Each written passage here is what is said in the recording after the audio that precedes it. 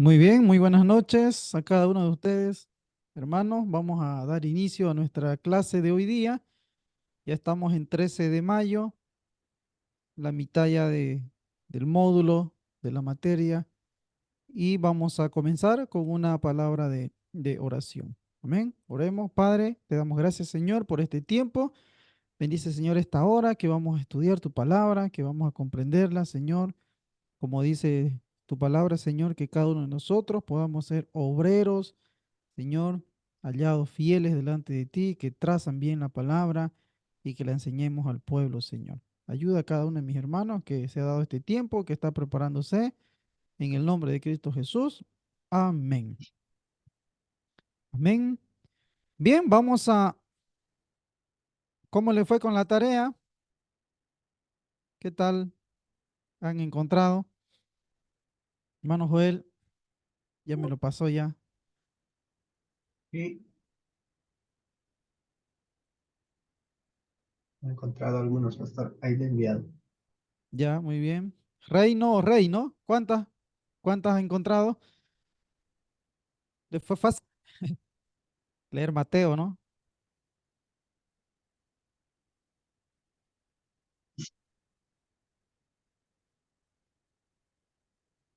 Aníbal, ¿cómo le ha ido?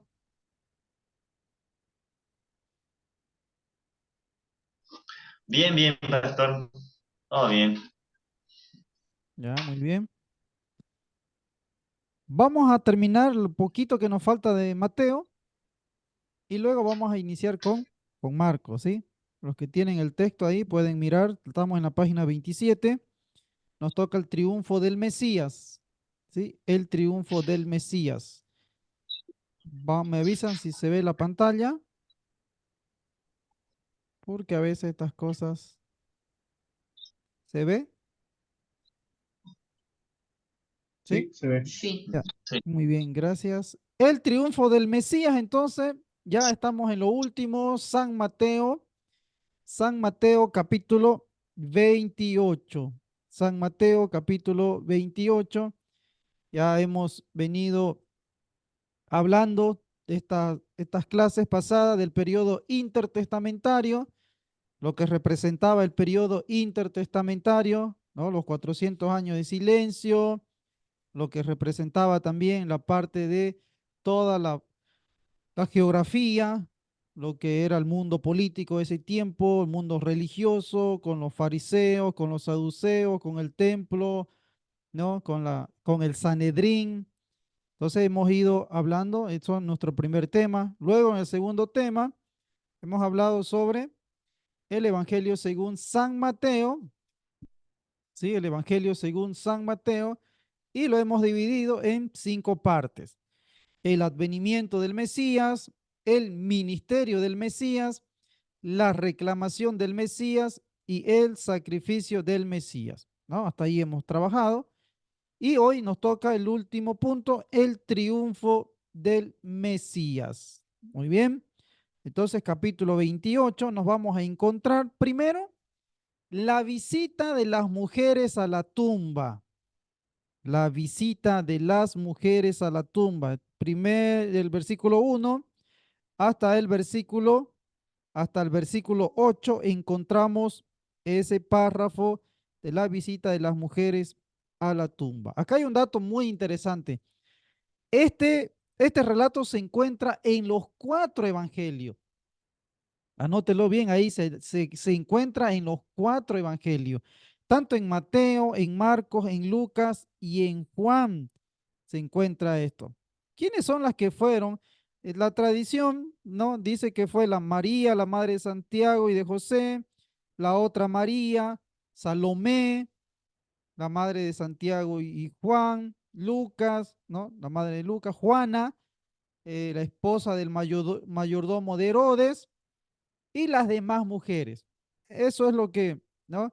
Y en otra parte también encontramos las expresiones o después donde dice que vayan y le avisen a los demás discípulos, ¿no? A los otros o a los 12. Las expresiones al amanecer, ¿qué quiere decir eso? Muy de mañana. ¿Cuán? ¿cuánto sería muy de mañana o ya ha salido el sol para nosotros? Muy de mañana o ya ha salido el sol, ¿qué hora sería acá? 5:30, 6. Eso, por ahí, ¿no? 5:30, 6, ¿no? En el, allá en el Medio Oriente, ustedes saben de que es otra zona geográfica, ¿no? También hay esos horarios de muy de mañana, aproximadamente entre las 5 y un poquito más antes también, por lo que hay desierto por un lado, entonces se ve más rápido, se ve el amanecer y el anochecer también en el tiempo del invierno. Ustedes saben donde hay, por ejemplo, mar, el invierno ya es muy temprano, ¿no? Se va apareciendo, se va notando. Entonces, más o menos eso de las 5:30, van las mujeres a ver a la tumba. ¿Quién se le aparece? Un ángel, dice, se sentó sobre la piedra, ¿no? Se sentó sobre la piedra, un ángel, y en Lucas dice dos varones junto a ella, dos ángeles sentados dentro dentro del sepulcro. Entonces ahí podemos notar tanto en Lucas como en Mateo, como en Marcos, también en Juan, dice en Juan, dos ángeles sentados dentro del sepulcro. Entonces podemos ver de que en los cuatro evangelios está la visita de las mujeres a la tumba. Ahora muchas veces nos preguntamos, o pueden decir, pastor, ¿por qué? ¿Por qué diferentes expresiones, no? En uno un ángel, en el otro dos varones, en el otro dos ángeles, ¿no? ¿Qué es lo que sucede aquí? Sencillamente significa, significan que los ángeles en forma humana esperaban fuera del sepulcro para recibir a las mujeres y luego las condujeron adentro. Luego las condujeron adentro, ¿sí? Posiblemente había millares de ángeles en torno del sepulcro aquella mañana, esperando dar la bienvenida al Salvador resucitado. Esto también es un dato muy interesante, ¿no? ¿Por qué? Porque fue, se movió en un mundo espiritual. Jesús venció a las tinieblas, Jesús venció a la muerte, Jesús venció al enemigo. Y en la resurrección, todo fue consumido, todo fue consumado, ¿no? Todo fue ganado, todo fue rescatado. Y en la resurrección el enemigo fue vencido. Entonces imagínense, millares de ángeles estaban expectantes también a lo que, a lo que estaba sucediendo. Jesús estaba o había resucitado. Luego tenemos versículos 9 al 10. Jesús aparece a las mujeres. Jesús aparece a las mujeres. Aquí tenemos las dos primeras apariciones de Jesús fueron a quienes, a las mujeres. Las primeras dos apariciones fueron a las mujeres. Ahora miren, acá hagamos teología. ¿Por quién entró el pecado? ¿Por quién entró el pecado al mundo?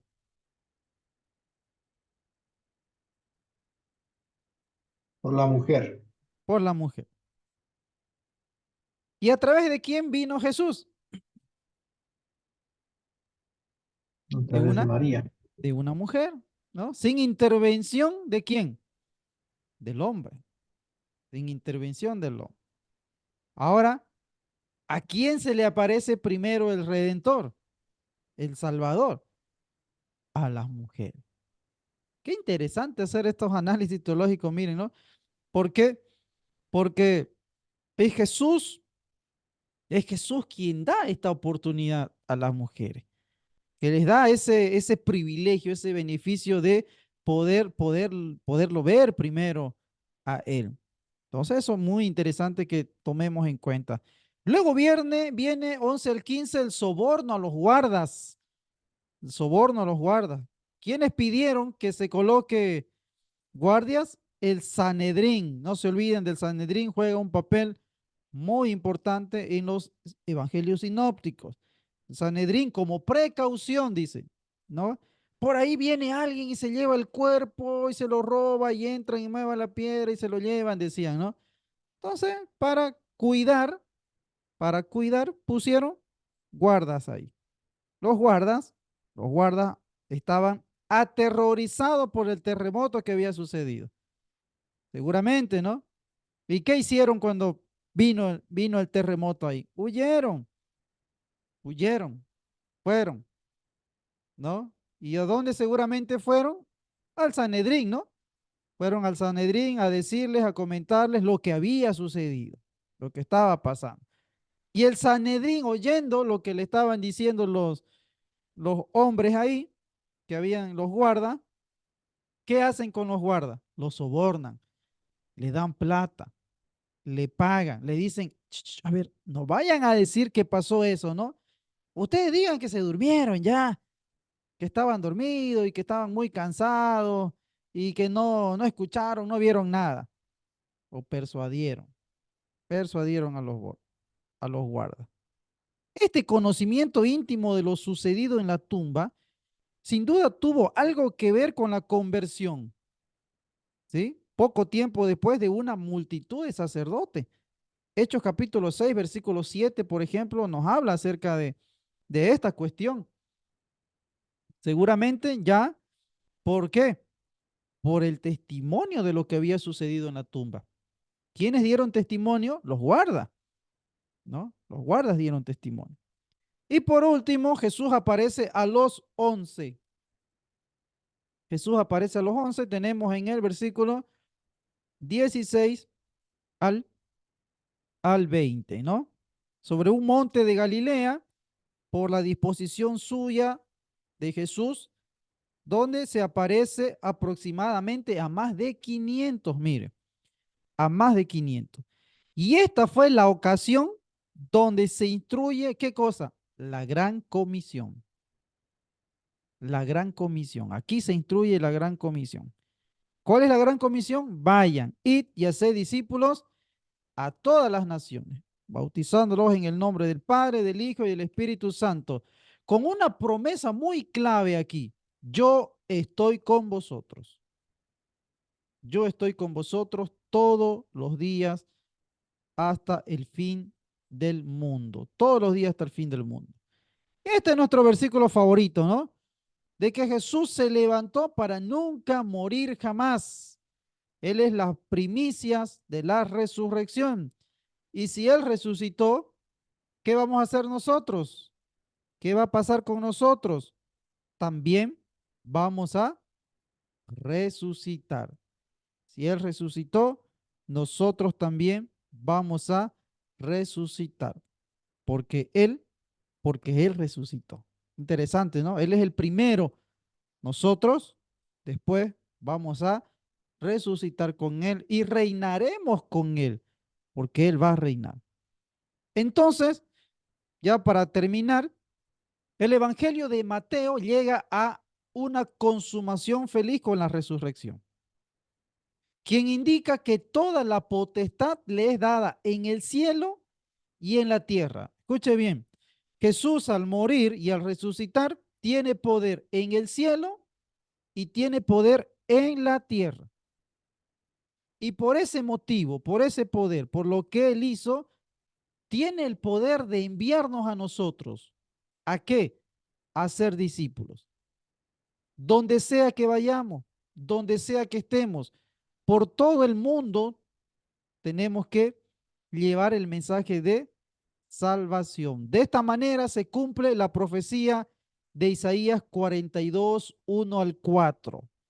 42, 1 al 4. He aquí mi siervo, yo le sostendré, mi escogido, en quien mi alma tiene contentamiento. He puesto sobre él mi espíritu. Él traerá justicia a las naciones. Aquí se cumple esta profecía. Isaías 42, 1 al 4. Como hemos dicho, no se olviden, Mateo nos habla acerca de más de 60 profecías del Antiguo Testamento, 60 versículos del Antiguo Testamento, porque ¿A quién iba dirigido Mateo? A los judíos, ¿no? Iba dirigido a los judíos y hoy en día a todo el mundo.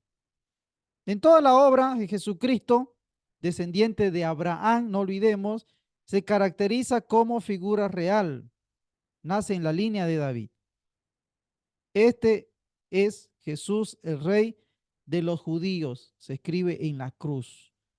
Este es Jesús, el rey de los judíos. Se escribió en la cruz cuando lo crucificaron a nuestro Señor Jesús.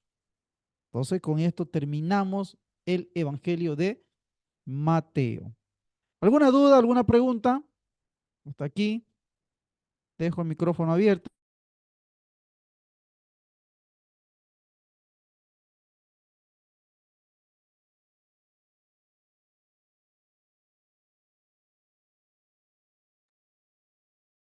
¿Está claro?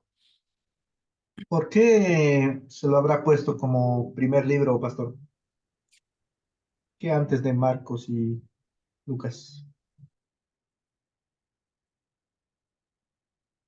Eso es una buena pregunta, ¿no? La vez pasada, ¿no? Dijimos que una de las razones por la que está primero Mateo y no está por el tiempo, ¿no? Porque se dice que primero fue Marcos, ¿no?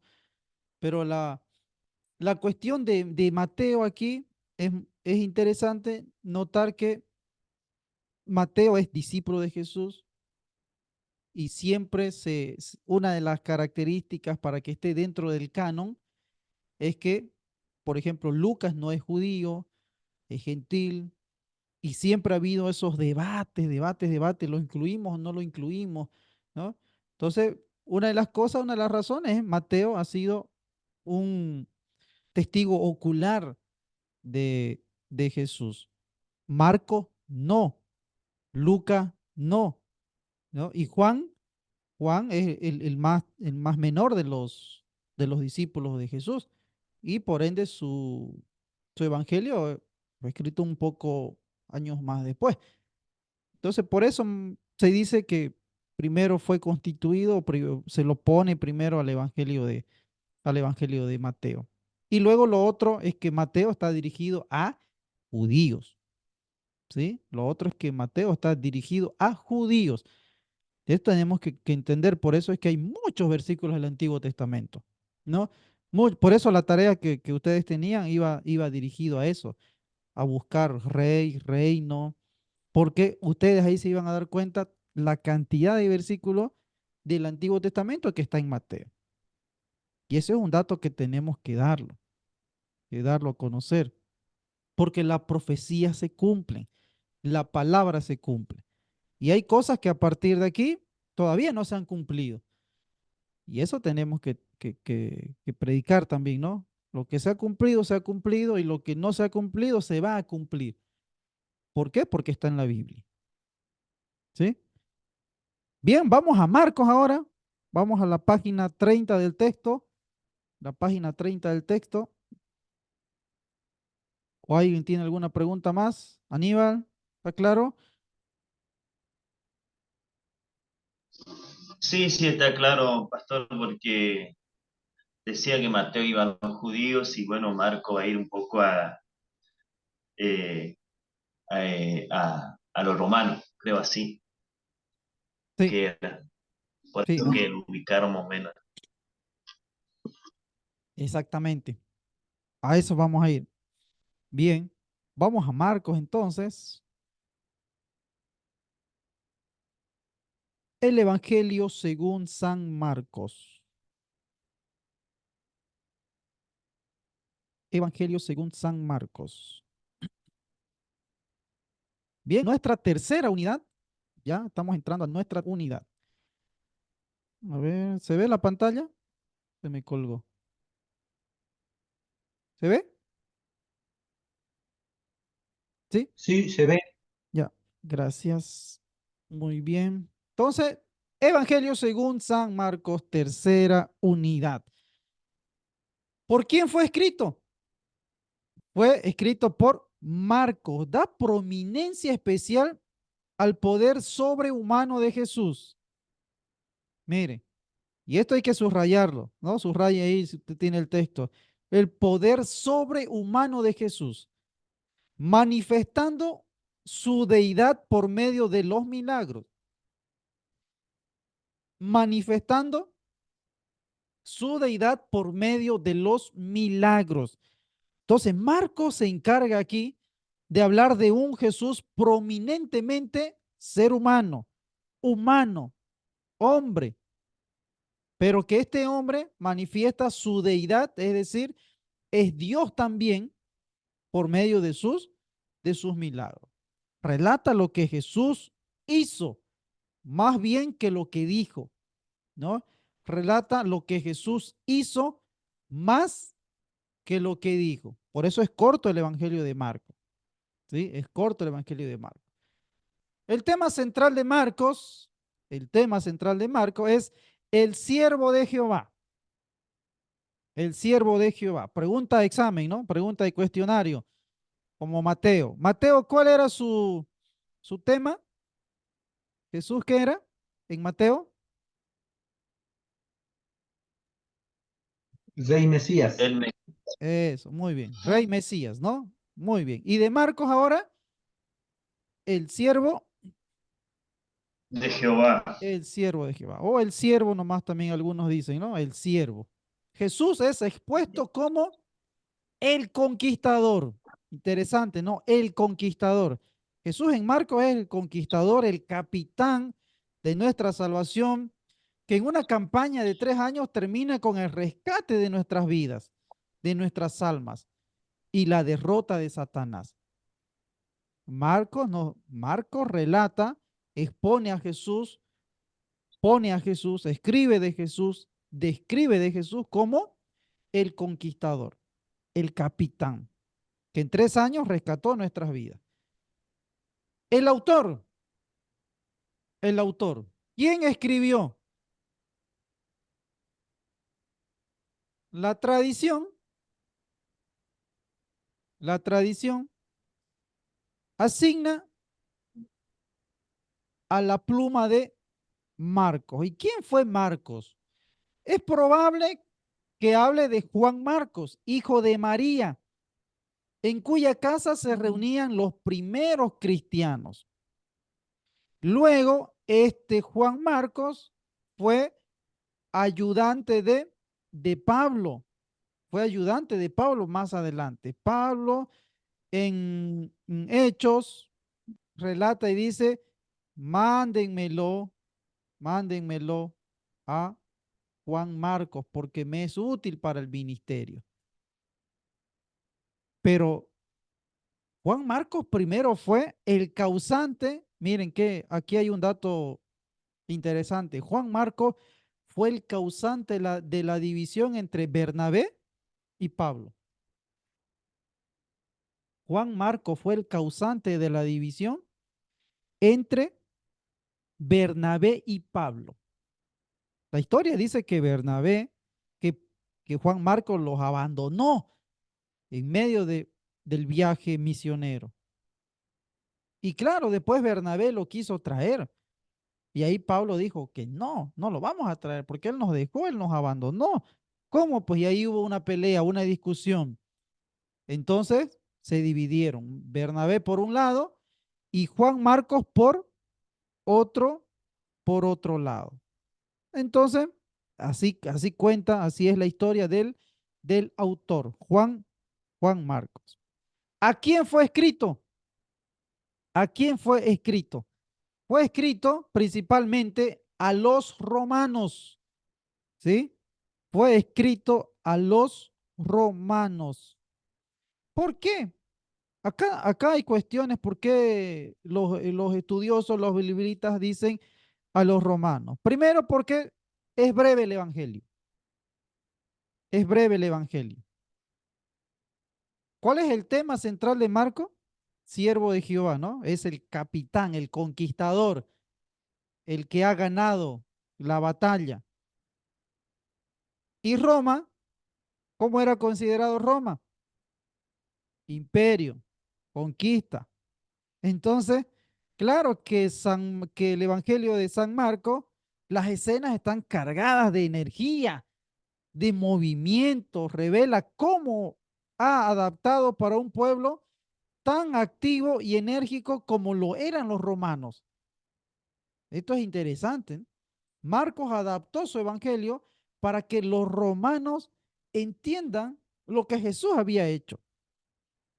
La característica de este libro es la constante repetición de la palabra luego y luego y luego, o su equivalente, dando la idea de actividad y de una prontitud. Mateo y Lucas nos presentan el Evangelio de Jesús como diapositivas, pero en cambio Marcos no da lugar a eso. ¿Por qué? Porque él dice, y va contando y va narrando, y luego, y vino esto, y sucedió esto, y pasó esto. O sea, no hay situaciones a cortes, digamos, ¿no? O sea, por eso es bastante corto el Evangelio y es breve. Número dos, el dinero es reducido a moneda romana. El dinero es reducido a la moneda romana. También se emplea la división de tiempo de los romanos. Se explican las costumbres hebreas. Se explican las costumbres hebreas. Marcos explica las costumbres hebreas. Mateo no. Mateo no. ¿Por qué? Porque iba dirigida a judíos. En cambio, Marcos tiene que explicar las costumbres hebreas, porque su público no era judío, su público eran romanos o eran gentiles, vamos a decir también, eran los gentiles. Otra de las cosas, ¿por qué se dice que fue escrito a los romanos?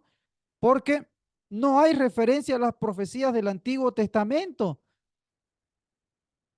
No hay referencia a las profecías del Antiguo Testamento. Los romanos conocían de la Biblia, tenían de la ley, sabían del Pentateuco. No, no sabían de eso. Los judíos, los judíos sí, conocían, sabían. Entonces Mateo estaba dirigido a judíos, por eso es que hay más de 60 versículos en la cual nombra a pasajes bíblicos del Antiguo Testamento. Marcos no hace referencia. Marcos no hace referencia porque su público es otro. La fecha de composición. ¿En qué año lo situamos a Marcos? Entre los años 60 y los años 70 después de Cristo. ¿Sí? Años 70, años 60 a 70 después de Cristo. Más o menos ahí, ¿no? Entre 60 y 70. Algunos dicen entre 65 y 68. Entre 65 y 68. Por eso es que yo les doy un dato un poquito más amplio, entre 60 y 70. Siempre en historia las fechas no son exactas. Recuerden eso, en historia no hay fechas exactas casi. Siempre hay un aproximado, ¿no? Entre tanto y entre tanto. ¿Ya? Entonces el tema es el siervo de Jehová. El autor es Juan Marcos. ¿A quién fue escrito? A los romanos, gentiles, ¿ya? Y el lugar y fecha de composición, Roma, entre los años 60 y 70 de Cristo. ¿Está claro? ¿Alguna pregunta? No, Ya, muy bien. Sí, una pregunta. Aníbal. Si en este caso San Marco explica las costumbres hebreas, quiere decir que él era romano, puede ser o no. Él era judío también, ¿sí? Él era judío posiblemente, porque es este hijo de María, donde se reunían cuando Jesús estaba iniciando su ministerio. Solo que su público, él escribe a gente que no es judía. Entonces, cuando yo escribo o cuando alguien escribe algo, ¿no? A gente que tal vez no entiende, tenemos que explicarlo para que los que están escuchando lo puedan comprender. ¿Sí? Entonces, he ahí la cuestión. Su público era diferente. Claro, él conocía las costumbres, por eso lo explica, él sabía cómo era, ¿ya? Pero la gente a la que fue escrito, no. Bien. ¿Cuál es el carácter escritural de Marcos? Es el más corto en los 4 evangelios, el más corto. E incluye repetidas veces a través del libro la palabra inmediatamente, o como hemos dicho hace rato, la palabra luego, y luego, inmediatamente. Eso genera, ¿qué genera? Acción, acción, acción. ¿La acción de quién? ¿Quién está haciendo? ¿Quién está obrando? Jesús. Jesús está obrando. Él es el actor principal. Su estilo de Marcos es vivo, es pintoresco, es animado, ¿no? De situaciones en las que él demuestra lo que hace Jesús. Hace Jesús. Gran parte de su contenido se encuentra también en Mateo y Lucas, pero no es una simple repetición de la historia de Jesús, porque como en Mateo, esto también contiene cosas que no se encuentran en los otros libros. Por ejemplo, 8 milagros prueban su poder sobre las enfermedades. Marcos registra 19 milagros en su libro. 19 milagros en su libro. Y demuestran el poder sobrenatural del Señor que fueron anotados en su evangelio. Vamos por los 8 milagros que muestran su poder sobre las enfermedades. ¿Sí? Sobre las enfermedades. Primero, la fiebre. La fiebre. Capítulo 1, versículo 31. Luego viene la lepra. 1:41. Su poder sobre la lepra. Luego viene el paralítico.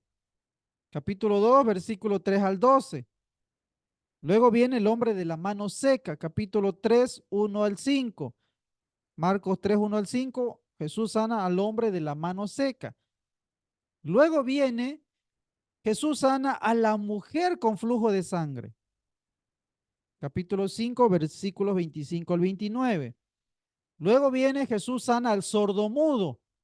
Sordo y mudo, ¿no? Dos cosas, sordo y mudo. Luego viene Jesús sana al ciego de Betsaida. Capítulo 8, 22 al 25. Y luego Jesús sana al ciego Bartimeo. Capítulo 10, versículos 46 al 52. Estos son milagros sobre enfermedades, ¿ya? Subraye bien ahí, milagros sobre enfermedades. Milagros sobre la naturaleza, sobre la naturaleza,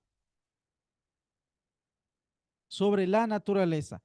¿Quién en el Antiguo Testamento, quién se acuerda? A ver, ¿quién en el Antiguo Testamento, cómo se llama el que hizo parar el sol por un día? ¿Cómo se llama? Elías. Eliseo, ¿no? Sí, No. me hizo dudar.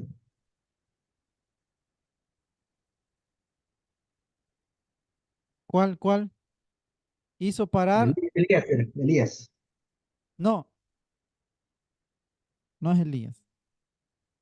Piensen, piensen, piensen. ¿Quién hizo parar para derrotar a sus enemigos?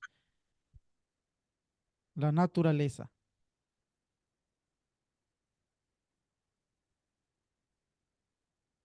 Josué era, ¿no? Eso, muy bien, hermano Joel. Josué.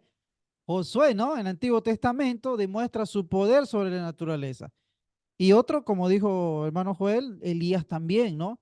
Hace caer fuego sobre, o sea, ahí tenemos hombres que demuestran su poder sobre la naturaleza. Miren Jesús. Jesús hizo 5 milagros en Marco. Anote bien, puede ser pregunta de examen. 5 milagros sobre la naturaleza. Primero, calmó la tempestad. Capítulo 4, 39. 4:39. Luego multiplica los panes y los peces. Multiplica los panes y los peces. Versículo 6 al 41. Luego viene Jesús, anda sobre el mar. Miren, ¿no? Interesante. Jesús anda sobre el mar. Poder sobre la naturaleza. Luego viene otra vez, multiplica los panes y los peces. Primero alimentó a 5,000 y luego alimentó a 4,000. Luego alimentó a 4,000. Y luego viene el otro milagro sobre la higuera que se seca. La higuera que se seca. Esos son 5 milagros sobre la naturaleza. 5 milagros sobre la naturaleza. Ahora, 4 milagros sobre su autoridad sobre los demonios. Sobre los demonios. Capítulo 1, 25, Jesús echa fuera a los demonios. En el 5, 1 al 13, el endemoniado gadareno. El endemoniado gadareno. El 7, 25 al 30, Jesús sana a un hombre del espíritu inmundo. Y en el 9, 26, echa fuera demonios. Echa fuera demonios. Ahí tenemos 4 milagros que demuestran la autoridad de Jesús sobre los demonios. Y por último tenemos 2 milagros que demuestran su conquista sobre la muerte. 5:42, Jesús resucita a una niña. Jesús resucita a una niña en 5:42. Y en el 16:9, Jesús resucita, ¿no? Se resucita él. Jesús es resucitado. Ahí tenemos 2 milagros que nos demuestran su conquista sobre la muerte. Entonces, en total tenemos 19 milagros. 8 sobre enfermedades, 5 sobre la naturaleza, son 13, 4 sobre los demonios, 17, y 2 milagros sobre la conquista de la muerte. Ahí son 19 milagros que están escritas y descritas en el Evangelio de Marcos. ¿Ya? ¿Está claro? Ahora, ¿cuál es el contenido que se encuentra en el Evangelio según San Marcos? Vamos a dividirlo en 3, ¿ya? Mateo lo dividimos en 5, ¿no? Mateo se dividió en 5. Marcos se divide en 3. Marcos se divide en 3. Primero, el siervo fiel. Siervo fiel. Capítulo 1, 1 al 13. Luego tenemos el siervo conquistador. Capítulo 2 al 13. El siervo conquistador. Y luego tenemos el siervo sufriente. El siervo sufriente. Capítulos 14 al 16. 14 al 16. Repito, vamos a dividir el contenido de Marcos en 3 secciones. Primera sección, el siervo fiel. Segunda sección, el siervo conquistador. Y la tercera sección, el siervo sufriente. Entonces vamos a ir estudiando a base de este bosquejo, cada uno de ellos. Comencemos con el siervo fiel. ¿Sí? ¿Qué dice Marcos 1:1? A ver, alguien léalo. Marcos 1:1. Marcos 1:1. Ahí en su Biblia, Marcos 1:1. ¿Qué dice? ¿Cómo comienza?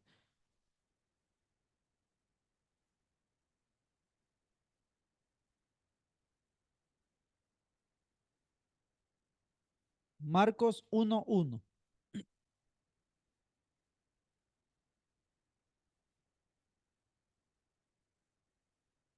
¿Ya? Amén. Amén. Dice así, principio del Evangelio de Jesucristo, Hijo de Dios. Muy bien. Ahí está. siervo fiel, ¿no? Principio del Evangelio de Jesucristo, Hijo de Dios. O sea, comienza su Evangelio con un prefacio corto, ¿no? Que constituye también el título del libro. Principio del Evangelio de Jesucristo, Hijo de Dios. Luego viene el ministerio de Juan, el ministerio de Juan, 2 al 8, ¿no? Habiendo prefijado su título, Marcos en 1:1, ahora su evangelio empieza con un relato del ministerio de Juan el Bautista. Coincide, esto coincide con lo que sabemos que era un hombre que donde empezó su ministerio, empezó afuera, en el desierto, dice, ¿no? En el desierto, el ministerio de Juan. El toque distintivo en el relato de Marcos nos da una descripción del Bautista, de Juan el Bautista. Dice, y Juan estaba vestido de pelo de camello y tenía un cinto de cuero alrededor de sus lomos y comía langostas y miel silvestre. Sin duda, sin duda, que muchos habrán quedado impresionados por la apariencia campestre de Juan, ¿no? Por la apariencia campestre de Juan. Cuero, cuero alrededor de sus lomos, pelo de camello, vestido de pelo de camello, o sea, totalmente, ¿no? Del campo, el ministerio, la vestimenta, las cosas que hizo Juan el Bautista. Luego viene el bautismo de Jesús, ¿no? El bautismo de Jesús. Marco ocupa aquí un término diferente a los de Mateo y Lucas para descubrir o describir la apertura de los cielos. Mientras ellos usan la expresión que quiere decir abiertos, Marcos dice que vio partidos los cielos. A ver, versículo 1:10, a ver quién lo lee, léalo. Versículo 1:10, Marcos 1:10. Marcos 1:10, a ver qué dice. Amén. Y luego, cuando subía del agua, vio abrirse los cielos y al Espíritu como paloma que descendía sobre él. ¿Ya? Abiertos, dice, ¿no? Hay otras traducciones que dicen que Marcos vio partidos los cielos. Entonces ahí podemos ver, ¿no? Varias formas de usar la, la lingüística, ¿no? Para poder fijar algunos términos.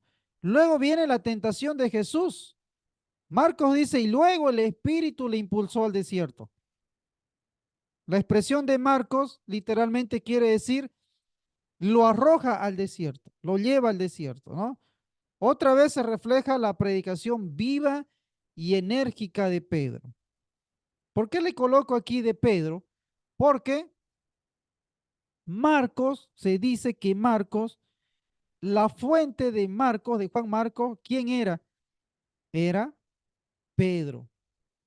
La fuente de Marcos era Pedro. ¿Y quién fue Pedro? Discípulo de Jesús. Entonces, la fuente original del Evangelio de Marcos es el apóstol o el discípulo también, Pedro. Ahora vamos a estudiar el ministerio público de Jesús. Vamos al punto número 2, el siervo conquistador. Capítulo 2 al 13, ¿sí? Capítulo 2 al 13. ¿Qué nos dice aquí? La curación del paralítico. La curación del paralítico. Si estudiamos la historia de la sanidad del paralítico en Mateo 9, 1 al 8, y luego leemos con cuidado el relato de Marcos, vamos a notar que el Evangelio de Marcos es más gráfico. ¿Sí? Es más gráfico. ¿Por qué? Porque, ¿qué nos relata Marcos? Marcos nos dice que el paralítico fue llevado por 4. Su descripción de cuando bajaron al hombre por el techo es más pintoresca que la de Lucas, que simplemente dice por el tejado le bajaron. Marcos dice rompieron el techo por la parte donde él estaba. Imagínense, ¿no? Rompieron el techo, dice Marcos. Pero Lucas dice lo bajaron simplemente, por el techo lo bajaron. Imagínense, ¿eso qué nos da a nosotros? Claro, ya cuando uno lee y hace la comparación entre Marco y Lucas y Mateo, por ejemplo, uno se queda con la idea esa de Marco, pues, ¿no? ¿Cómo rompieron el techo? Ustedes miran arriba, el tejado, y los amigos dicen que rompieron ahí justo donde estaba Jesús para que el paralítico llegue ahí donde casualmente estaba Jesús. Y Jesús lo sana.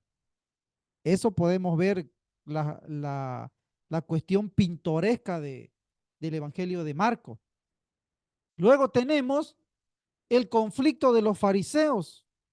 Marcos apunta al conflicto entre los fariseos y Jesús sobre la cuestión de la observación del sábado. Eso lo encontramos en 2:23 hasta el 3:6. Marcos añade dos cosas de interés, ¿no? Hablando acerca de Jesús, dice, mirándolos alrededor con enojo, entristecido por la dureza de su corazón. 3:5, ¿qué dice? Marcos 3:5, a ver, alguien léalo. Marcos 3:5, ¿qué nos dice? Marcos 3:5.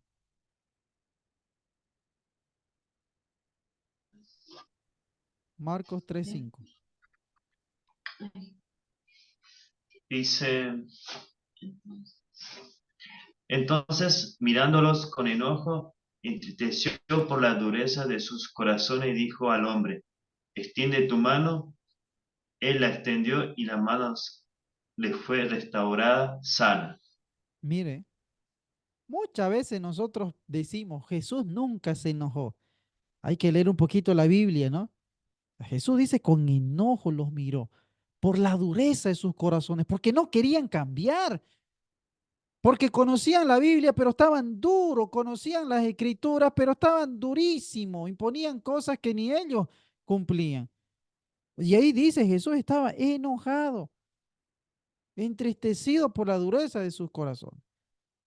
Y acá Marcos nos demuestra ese conflicto de Jesús con los fariseos, ¿no? El conflicto que siempre hubo.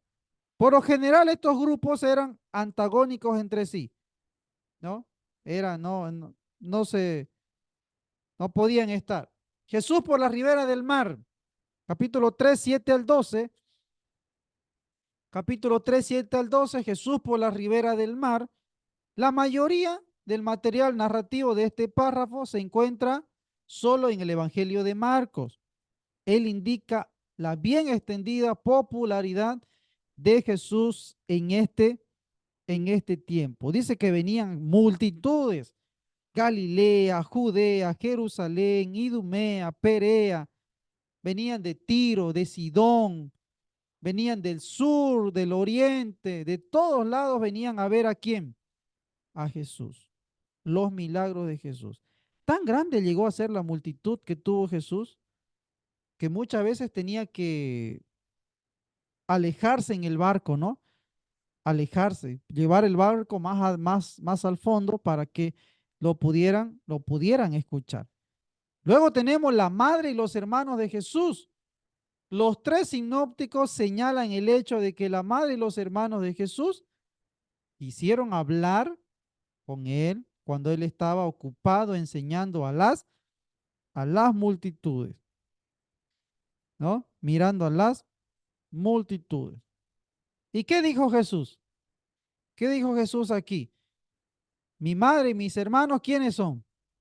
Los que hacen la voluntad de mi Padre, ¿no? Los que hacen la voluntad de mi Padre. Luego viene la parábola de la semilla creciendo de por sí, capítulo 4, 26 al 29. El capítulo 4 de Marcos contiene tres parábolas, ¿no? la parábola de la semilla, creciendo a escondidas, que va de acuerdo con el énfasis del Evangelio de Marcos. Es un estímulo a todos los ministros a que siembren la semilla del Evangelio fielmente, confiando en que Dios dará la cosecha.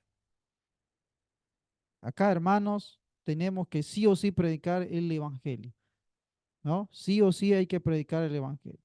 Y no hay que pelearnos que yo la hice crecer, que yo la fundé, que yo hice esto, que yo hice aquello. Pablo dice, ¿quiénes somos nosotros? Yo sembré, Apolo regó, pero el crecimiento, ¿quién lo da? Dios. El crecimiento lo da Dios, la obra lo da Dios. Lo único que tenemos que hacer es sembrar la semilla, la parábola de la semilla, dar el evangelio. Y luego 5:1 al 20, el endemoniado gadareno. Mateo y Lucas no describen mucho al endemoniado gadareno, pero Marcos sí. Marcos nos describe, dice, mire, la vida miserable que este hombre llevaba. La vida miserable que este hombre llevaba. Dice que muchas veces lo habían atado con grillos, con cadenas, pero él los rompía. Y nadie tenía las fuerzas para dominarle. Qué terrible, ¿no? Vagaba noche y día, vagaba, iba por las montañas, por las cuevas. Marcos describe la situación terrible, miserable de este endemoniado gadareno. ¿Y qué pasa? ¿Qué es lo que sucede? Jesús va allá. Miren, Jesús va allá. Cuando uno analiza lo del endemoniado gadareno, uno se da cuenta de que es Jesús quien nos busca siempre. Es Jesús quien nos va buscando. Es Jesús quien está interesado en que nosotros estemos bien. Y va al endemoniado y lo sana, dice, ¿no? El pecado, el pecador o el endemoniado gadareno es una representación gráfica de cómo está el hombre cuando no tiene a Dios. El endemoniado gadareno es una representación gráfica de que nos describe cuando nosotros estamos alejados de Dios. Así vive el pecador. Ida y vuelta, venida por acá, vagancia, vagaba noche y día. Así estamos cuando no tenemos a Dios en nuestra vida. La paga del pecado es muerte, ¿no? El pecado es suicidio. El pecado es suicidio. Dice que el endemoniado gadareno se hacía daño a sí mismo. Pero aquí hay otra cuestión. ¿Cómo fue la reacción de la gente de Gadara cuando Jesús sanó al endemoniado gadareno? ¿Cómo fue la reacción de la gente? En vez de alegrarse, ¿qué hicieron en vez de alegrarse? Lo echaron a Jesús. Lo botaron a Jesús. Que se vaya, vete de aquí, vete de aquí. No te queremos en nuestro lugar, no te queremos en nuestro pueblo. ¿Qué quiere decir? ¿Qué nos enseña esto? ¿Qué prefiere la gente? ¿Qué prefiere la gente? ¿Prefiere tener demonios? ¿Prefieren tener a los demonios en su derredor antes que perder más puercos? Y hoy en día muchas veces estamos así.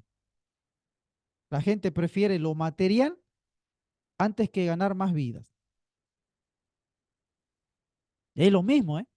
Lo mismo. Así, léanlo ustedes, el endemoniado gadareno, y pónganse a reflexionar. ¿Qué hizo la gente? ¿Qué hizo la gente con Jesús? ¿Qué le pidió? Y cómo analizamos a la luz de nuestros días y nuestros tiempos también. Entonces, eso nos da mucha reflexión. Ya para terminar, luego tenemos la curación de la mujer con flujo de sangre. ¿Cuántos años estaba la mujer con flujo de sangre? ¿Cuántos años estaba así esta mujer? Dice que tenía aproximadamente 12 años que estaba con este mal. Este capítulo de la curación de la mujer con flujo de sangre, capítulo 5, el relato de Marcos hace de este milagro mucho más completo, mucho más completo. Dice que había sufrido de muchos médicos y que había gastado todo lo que tenía y nada había aprovechado. Antes le iba peor. O sea, ya no tenía esperanza.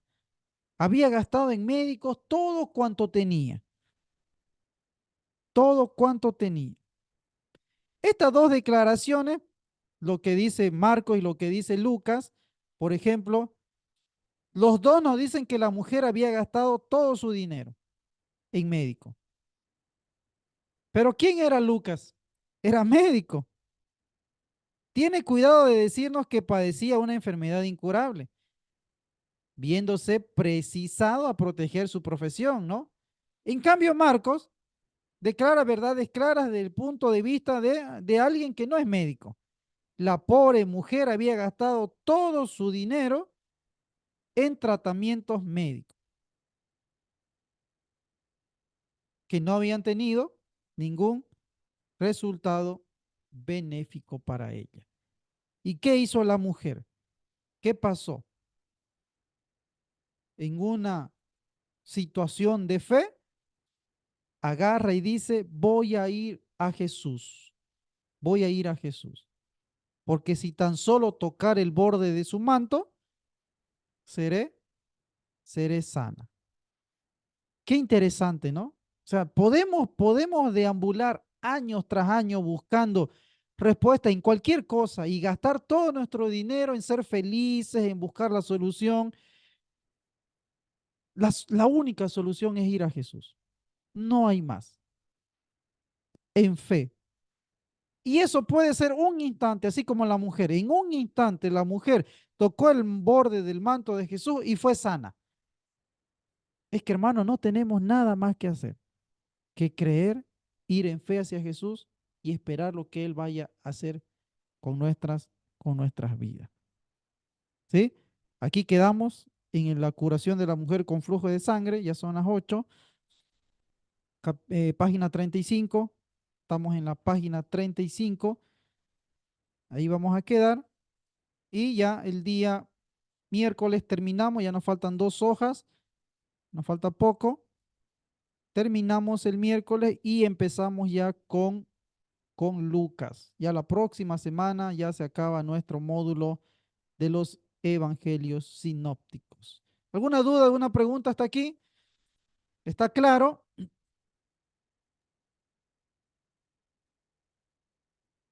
Hermano Joel, hermano Aníbal. No ha entrado el hermano Miguel. Licencia. Bueno, estamos anotando todo, ¿ya? No se olviden las tareas hasta hoy día, ¿ya? Y ya voy a mandar la tarea para el día miércoles. Va a ser un pequeño cuestionario, ¿sí? ¿Dudas, preguntas? ¿No hay? ¿Cerramos? Bueno, Joel, No, no, pastor, no. Es Aníbal. interesante. Yo había estudiado la palabra y Ujú. es diferente, ¿no? Diferente a, tal vez visualizar, ¿no? Hay esa confusión de Marías, por ejemplo, hay varias Marías, ¿no? Ajá, Hay como 6, 7 y más Marías que aparecen. Y eso también exacto. lleva a una confusión. Sí, Interesante verlo eso, pastor. Gracias. sí, sí. Bien. Muy bien, hermanos, que Dios los bendiga. Atentos al grupo, voy a subir un videíto de Evangelio de Marcos y la tarea también para el día miércoles. Que Dios me los bendiga. La paz sea sobre cada uno de ustedes.